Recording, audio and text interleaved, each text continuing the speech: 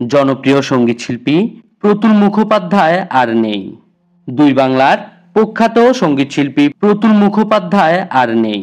৮২ বছর বয়সে শেষ নিঃশ্বাস ত্যাগ করলেন প্রখ্যাত এই গীতিকার, সুরকার ও সঙ্গীতশিল্পী। হৃদরোগে আক্রান্ত হন প্রবীণ শিল্পী।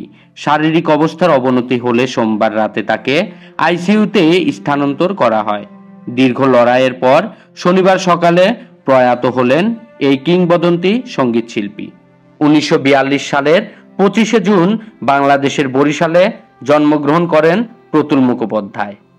তার বাবা প্রভাতচন্দ্র মুখোপাধ্যায় ছিলেন শিক্ষক। দেশভাগের পর তার পরিবার চুঁচুড়ায় বসবাস শুরু করে। শৈশব থেকে কবিতায় সুর বসানোর প্রতি ছিল তার গভীর আগ্রহ। কবি মঙ্গলচরণ চট্টোপাধ্যায়ের আমি ধান কাটার গান গাই কবিতার মাধ্যমে এই যাত্রা শুরু করেন তিনি। যদিও তিনি কোনো প্রথাগত সঙ্গীত শিক্ষা নেননি, তবু নিজের আবেগ, সৃষ্টিশীলতার মাধ্যমে সুর ও কথার মেলবন্ধন গড়ে তুলেছিলেন।